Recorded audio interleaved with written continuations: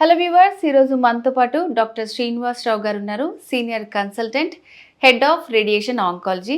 నమస్తే డాక్టర్ గారు. నమస్తే అండి. డాక్టర్ గారు, సో ఈరోజు నేను ఒక టాపిక్ అడగాలనుకుంటున్నాను. అంటే అందరికీ వచ్చే డౌటే, చాలామందికి బ్రెయిన్లో ట్యూమర్స్ ఉంటాయి.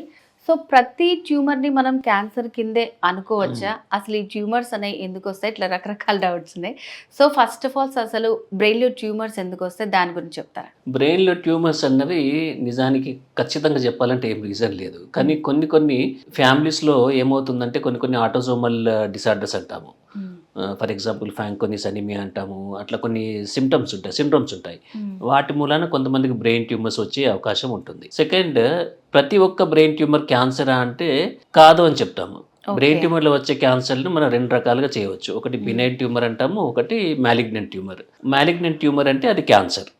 బినైన్ ట్యూమర్ అంటే అది నార్మల్ మామూలు గడ్డ, అది దాని మూలన ఎటువంటి ఇబ్బంది ఉండదు. క్యాన్సర్ అంటే అది కొంచెం మళ్ళీ వచ్చే అవకాశం ఉంటుంది, వేరే దగ్గర స్ప్రెడ్ అయ్యే అవకాశం ఉంటుంది. దీన్ని మనం క్యాన్సర్గా పరిగణిస్తాము. ఇప్పుడు బ్రెయిన్ ట్యూమర్లో ఒక 100 రకాల క్యాన్సర్లు వచ్చాయి. బ్రెయిన్లో ఒక 100 టైప్స్ క్యాన్సర్లు వచ్చే అవకాశాలు ఉంటాయి. ఓన్లీ బ్రెయిన్లోనే 100 టైప్ ఆఫ్ క్యాన్సర్స్ వచ్చే అవకాశం ఉంటాయి. అంటే కొన్నిసార్లు ఏమవుతుందంటే, మనకు ఎవరికైనా బ్రెస్ట్ క్యాన్సర్ ఉందనుకోండి, వాళ్ళకి బ్రెయిన్లో వచ్చే అవకాశం ఉంటుంది. కొంతమందికి బ్రెయిన్ నుంచే స్టార్ట్ అయ్యే క్యాన్సర్ ఉంటుంది. ఏదైతే బ్రెయిన్ నుంచి స్టార్ట్ అవుతుందో ఆ క్యాన్సర్ని మనం ప్రైమరీ బ్రెయిన్ ట్యూమర్ అంటాము. ఏదైతే వేరే దగ్గర నుంచి ఇక్కడికి వస్తుందో దాన్ని మనం సెకండరీ బ్రెయిన్ ట్యూమర్ అంటాము. అంటే వేరే దగ్గర సెకండ్ టు సంథింగ్ ఎల్స్, దాన్ని సెకండరీ బ్రెయిన్ ట్యూమర్ అంటాము. సో ఇవన్నీ కూడా మీన్స్ కానీ లేమన్ భాషలో చెప్పాలంటే వాళ్ళు క్యాన్సర్ అనగానే కొంచెం ప్రతి ఘటన క్యాన్సర్గా అనుకుంటారు. But that is not true. So బ్రెయిన్లో వచ్చేది నాలాగే డౌట్ ఉన్న వాళ్ళకి అన్ని క్యాన్సర్ కూడా కాదు, కానీ ఆల్రెడీ ఏదన్నా ఒక పార్ట్లో వస్తే అక్కడ స్ప్రెడ్ అవ్వచ్చు, అక్కడ నుంచి కూడా స్టార్ట్ అవ్వచ్చు. సో మరి ఎట్లా అది క్యాన్సర్ కింద డైవర్ట్ అయిందని ఎట్లా తెలుస్తుంది అంటారు అసలు? అంటే మనం సిమ్టమ్స్ చూసుకుంటాం. ఫస్ట్ సిమ్టమ్స్, ఇప్పుడు for example breast cancer patient ఉన్నారు, ట్రీట్మెంట్ అయిపోయింది, అంత అయిపోయింది. సడన్గా ఒకరోజు వచ్చేసరి నాకు గిడ్డినెస్ వస్తుంది, నాకు హెడేక్ ఉంది, నాకు చెప్పులు వేసుకోవడం రావట్లేదు, మర్చిపోతున్నాను, వామిటింగ్స్ అవుతున్నాయి, హెడేక్తో పాటు నాకు చూపు తగ్గుతుంది అంటే ఇమ్మీడియట్గా మనం ఏం సస్పెక్ట్ చేస్తామంటే బ్రెయిన్లో ఏదైనా డిసీజ్ ఉండే అవకాశం ఉంటుంది అని చెప్పేసి ఇమ్మీడియట్గా మనం ఏం చేస్తాము, ఎంఆర్ఐ చేస్తాము. ఎంఆర్ఐలో మనకు ఏర్పడుతుంది బ్రెయిన్లో గడ్డ ఉందా లేదా అని చెప్పేసి. దానిలో ఉండే సైజుని బట్టి కానీ, దానిలో ఉండే పక్కన దాని ఫీచర్స్ని బట్టి కానీ ఇది క్యాన్సరా కాదా అని మనం చెప్పడం జరుగుతుంది. ఒకవేళ అదే ప్రైమరీ బ్రెయిన్ ట్యూమర్ అనుకోండి, ప్రైమరీ బ్రెయిన్ ట్యూమర్ అంటే దానికి ముందు ఏం చేస్తామంటే సర్జరీ ద్వారా ఎంఆర్ఐ చేసిన తర్వాత, ముందుగా చెప్పినట్టు బ్రెయిన్లో ఎన్నో రకాల క్యాన్సర్లు ఉన్నాయి, దాంట్లో ఏం చేస్తామంటే సర్జరీ చేసిన తర్వాత దాన్ని తీసేసి టెస్ట్కి పంపిస్తాము. పంపించినప్పుడు మనకి ఏర్పడుతుంది అది క్యాన్సర్ అవునా కాదా అని. ముందుగా చెప్పినప్పుడు ఎంఆర్ఐలో కనిపించేదంతా కూడా క్యాన్సర్ కాకపోవచ్చు. ఎందుకంటే ఇప్పుడు మీరు చూసుకున్నట్టయితే ట్యూబర్కులోసిస్ కానీ, ఇన్ఫెక్షన్స్ కానీ, క్యాన్సర్ కానీ ఇవన్నీ ఒక రకంగా కనబడతాయి మనకు. So biopsy is the mandatory. ఏదైనా సరే టెస్ట్ చేయాలి. కాకపోతే ఇంతకుముందు క్యాన్సర్ హిస్టరీ ఉంది, బ్రెయిన్లో సడన్గా కనిపించింది, so will take it as cancer only. So చాలా మందికి ఎక్కువ ఈ బ్రెయిన్లో గడ్డలు లాంటివి కానీ, మీరు చెప్పినట్టు కణితలు, లేకపోతే క్యాన్సర్ అని అనుకున్న బీపీ, షుగర్ ఇలా ఉన్న వాళ్ళకే ఎక్కువ వచ్చే ఛాన్సెస్ ఉన్నాయి అంటున్నారు. అది నిజమే అంటారా? అది మనం మిత్ అంటాము, అంటే అపోహ అది మాత్రమే. దాంట్లో మీన్స్ బీపీ, క్యాన్సర్ అట్లా ఉంటే అంత డయాబెటీస్ పేషెంట్స్ అందరూ బ్రెయిన్లో గడ్డలు రావాల్సిందే, క్యాన్సర్ రావాల్సిందే. సో బీపీకి, షుగర్కి, క్యాన్సర్కి ఎటువంటి సంబంధం లేదు. ఈ రోజుల్లో కొత్తగా నడుస్తుంది గ్లూకోజ్ తిన్నట్టయితే క్యాన్సర్ ఎక్కువగా వస్తుందని చెప్పేసి. దానికి స్టడీస్ ఏం పెద్ద ప్రూవ్ కాలేదు, but it's under research now. So మరి ఇప్పుడు దీని ట్రీట్మెంట్ ఎట్లా ఉంటుందండి? వచ్చిన తర్వాత మనకి అది కన్ఫర్మ్ చేశారు బ్రెయిన్లో, ఓకే ఇది బయాప్సీ చేసిన తర్వాత ఇది క్యాన్సర్ అని, దాని ట్రీట్మెంట్ ఎట్లా ఉంటుందంటారు? అంటే యూజువల్గా బ్రెయిన్లో ముందు సర్జరీ చేసిన తర్వాత రేడియేషన్ ఇవ్వడం జరుగుతుంది. మీరు ఇప్పుడు చూసుకున్నట్టయితే మనకి ఇప్పుడు గ్లయోమా ట్యూమర్ ఉంది. గ్లయోమా ట్యూమర్ అంటే దాంట్లో 4 రకాలు ఉంటాయి: grade 1, grade 2, grade 3, grade 4. Grade 1, grade 2 అన్నవి లో గ్రేడ్ అంటాము. గ్రేడ్ 3, గ్రేడ్ 4 అన్నవి హై గ్రేడ్ అంటాము. వాటిని మనం క్యాన్సర్గా పరిగణించడం జరుగుతుంది. వీటిలో ఏం చేస్తాం మనం అంటే కనుక, గ్రేడ్ 3, గ్రేడ్ 4లో కానీ, గ్రేడ్ 1, గ్రేడ్ 2లో కానీ బ్రెయిన్లో ఏది ఉన్నా కానీ మ్యాక్సిమం రిసెక్ట్ చేయమని చెప్తాము. చేసిన తర్వాత ఆ రిపోర్ట్ని బట్టి, క్యాన్సర్ అనుకోండి, ముందుగా చెప్పిన గ్రేడ్ 3 అనుకోండి, దానికి రేడియేషన్ ఇవ్వడం జరుగుతుంది. రేడియేషన్తో పాటు ఒక టాబ్లెట్, టిమజోలమైడ్ అనే టాబ్లెట్ ఇవ్వడం జరుగుతుంది. సో ఇది ఇచ్చిన తర్వాత మళ్ళీ 6 to 12 months వరకు కూడా మళ్ళీ కీమోథెరపీ ఇవ్వడం జరుగుతుంది. అది ఏ టైప్ ఆఫ్ అన్న క్యాన్సర్ని బట్టి మనకు ట్రీట్మెంట్ డిసైడ్ అవుతుంది. కొన్నిసార్లు మనకి ఇది ఎపెండైమోమా అంటాము. దానికి కీమోథెరపీ రోల్ లేదు, ఓన్లీ సర్జరీ చేసి రేడియేషన్ ఇచ్చేస్తాము. ఓకే. మెడుల్లో బ్లాస్టోమా అంటాం, చిన్నపిల్లల్లో వస్తుంది, 14 ఇయర్స్ బిలోలో చాలా సర్వసాధారణంగా కనపడుతుంది. వాటిలో ఏం చేస్తామంటే వాళ్ళలో మనం సర్జరీ చేసి రేడియేషన్ ఇవ్వడం జరుగుతుంది. అవసరాన్ని బట్టి కీమోథెరపీ కూడా యాడ్ చేయడం జరుగుతుంది. సో ఇట్లాంటి డిసీజెస్ వచ్చినప్పుడు సో పిల్లలకి అండ్ మీరు చెప్పారు వాళ్ళలో ఎక్కువ వస్తుందని, చాలామంది పిల్లల్లో కూడా నేను చూశానండి. సో రిజల్ట్ ఎట్లా ఉంటుందండి అసలు వాళ్ళు? ఇప్పుడు మీరు పిల్లల్లో చూసినట్టయితే కనుక ఏం గ్రేడ్ అన్న దాన్ని బట్టి ఉంటుంది. ఇప్పుడు గ్రేడ్ 1 గ్రేడ్ 2 తీసుకున్నట్టయితే కనుక వాళ్ళు యూజువల్గా ఒక 13 to 20 years ఈజీగా సర్వైవ్ అవుతారు. గ్రేడ్ 3 గ్రేడ్ 4 చూసుకున్నట్టయితే కనుక దాంట్లో గ్రేడ్ 3 వచ్చేసి life span is only 3 years. కొంతమంది అవుట్ ఆఫ్ 100లో ఒక 27 patients 27% they can survive up to 3 years. Grade 4లో అయితే కనుక లైఫ్ స్పాన్ వచ్చేసి 9 to 12 months అంటావు, despite of any treatment. It all depends on the grade and the site of the tumour. So doctor గారు chemotherapy అంటారు, ఇప్పుడు మీరు చెప్పినట్టు రేడియేషన్ అంటారు కదా, సో అవి రెండు ఒకటేనా? వాటికి డిఫరెన్స్ ఏంటి?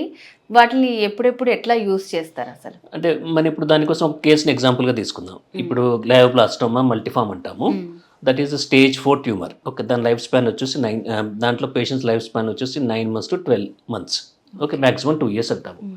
సో దాంట్లో ఏం చేస్తాం మనం అంటే కనుక ఫస్ట్ సర్జరీ చేస్తాం. సర్జరీ చేసిన తర్వాత టెస్ట్కి పంపించినప్పుడు దాంట్లో మనకు గ్రేడ్ 4 ట్యూమర్ అని వచ్చింది అనుకోండి, అప్పుడు ఏం చేస్తామంటే రేడియేషన్ ఇస్తాము. ఎందుకంటే రేడియేషన్ ఏదైతే కంటికి కనబడిన కణాలు ఉన్నాయో వాటి మూలాన మళ్ళీ అక్కడ కణాలు గ్రో అయ్యే అవకాశం ఉంటుంది. సో అందుకని వాటికి మైక్రోస్కోపిక్ డిసీజ్ అంటాము, దానికి రేడియేషన్ ఇవ్వడం జరుగుతుంది. తర్వాత దాంతోపాటు ఒక టాబ్లెట్ టిమోజోలమైన్ అని ఇస్తాయి. సో రేడియేషన్ కీమోథెరపీ రెండు డిఫరెంట్. రేడియేషన్ అన్నది మాత్రం మనం ఎక్స్రే లాగా ఉంటుంది, కీమోథెరపీ మాత్రం బ్రెయిన్ ట్యూమర్స్లో టాబ్లెట్ ఇవ్వడం జరుగుతుంది. సో రేడియేషన్తో పాటు కీమో ఇచ్చేసి ఒక 30 days, మళ్ళీ ఒక 4 weeks గ్యాప్ ఇచ్చేసి మళ్ళీ కీమోథెరపీ టాబ్లెట్స్ ఇవ్వడం జరుగుతుంది. అట్లా ఎవ్రీ 4 weeks ఒకసారి 6 to 12 months ఈ టాబ్లెట్ ఇవ్వడం జరుగుతుంది. వాళ్ళు హాస్పిటల్ దాకా రావాల్సిన అవసరం కూడా లేదు. మాకు రిపోర్ట్స్ పంపిస్తే బ్లడ్ టెస్ట్ ఇంటి దగ్గరనే వేసుకోవచ్చు వాళ్ళు. సో మళ్ళీ ఒక 3 months తర్వాత ఎంఆర్ఐ చేయించి ఎట్లా ఉంది దాన్ని బట్టి ఫర్దర్గా ఏం చేయాలన్నది డిసైడ్ అవుతుంది. ఒకవేళ కనుక ట్రీట్మెంట్ ఫెయిల్ అయింది అనుకోండి, అటువంటిప్పుడు మనం ఇంజెక్షన్స్ యాడ్ చేయడం జరుగుతుంది, కీమోథెరపీ, అది సలైన్లు ఇవ్వడం జరుగుతుంది. సో అంటే ఇప్పుడు చాలా మందికి ఏంటంటే ఆల్మోస్ట్ ఇంకా 3rd stage అలానే ఎక్కువ గుర్తిస్తూ ఉంటారు. సో మరి బ్రెయిన్లో క్యాన్సర్ అని కన్ఫర్మ్ అయిపోయిన తర్వాత వాళ్ళకి ట్రీట్మెంట్ తీసుకున్న తర్వాత ఛాన్సెస్ ఎంతవరకు ఉంటాయండి? సక్సెస్ రేట్ ఎట్లా ఉంది అసలు?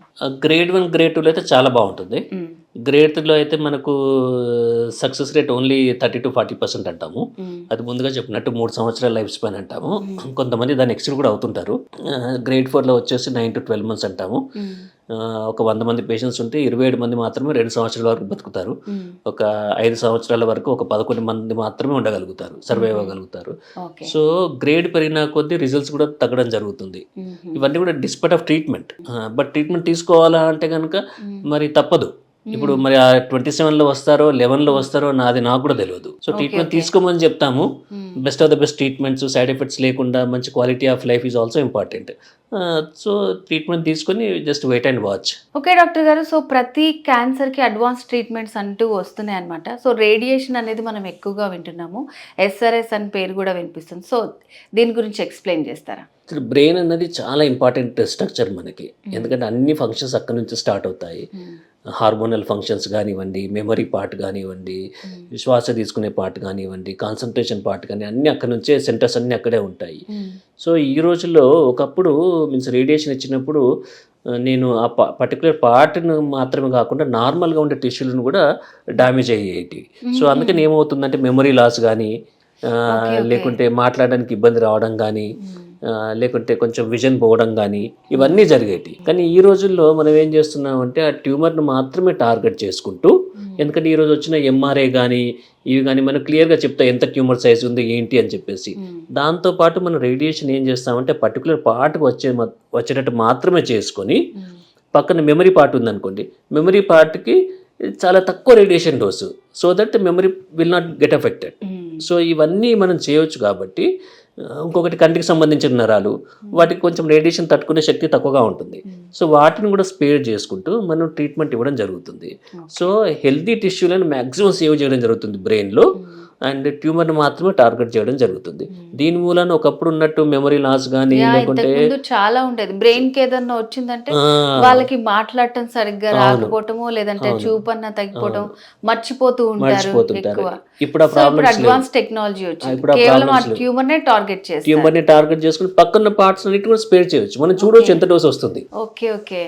సో అందుకని మంచి అడ్వాన్స్ టెక్నాలజీ. ఎస్ఆర్ఎస్ అంటే ఏంటంటే స్టీరియోటాక్టిక్ రేడియో సర్జరీ అంటాము. ఈ యూజువల్గా మనం ఏంటంటే మెనింజియోమస్ అంటాము, లేకుంటే ఏదైనా ట్యూమర్ బ్రెస్ట్ నుంచి ఇక్కడికి వచ్చింది అనుకోండి, లెస్ దెన్ 3 సెంటీమీటర్ సైజ్ ఉంది, సో దాన్ని మాత్రమే ఒక సిట్టింగ్ లోనే దాన్ని మనము ట్రీట్ చేయవచ్చు రేడియేషన్ తో పాటు. చెవి నరానికి సంబంధించిన ట్యూమర్ ఉంటుంది, చెవి నరానికి అకౌస్టిక్ శ్వానము అంటాము, అది చిన్నగా ఉంది అనుకోండి, దాన్ని కూడా ఒక సిట్టింగ్ లోనే దాన్ని మనం మొత్తం క్యూర్ చేయవచ్చు. సో స్టీరియోటాక్టిక్ రేడియేషన్ ఇంకా చాలా ఫోకస్డ్ అది. సో బ్రెయిన్ లో కూడా ఎట్లాంటి ట్యూమర్స్ వచ్చినా మంచి అడ్వాన్స్ టెక్నాలజీస్ వచ్చాయి, అసలు భయం లేదు, రేడియేషన్ భయం లేదు. ఓకే, రేడియేషన్ పైన ముందున్న అపోహలన్నీ కూడా తొలగిపోయేలాగా చాలా మంచి ఆన్సర్ ఇచ్చారు మీరు. ఓకే డాక్టర్ గారు, సో బ్రెయిన్ లో వచ్చే ట్యూమర్స్ కి సంబంధించి చాలా మంచి ఇన్ఫర్మేషన్ ఇచ్చారు. Thank you so much. నమస్తే అండి.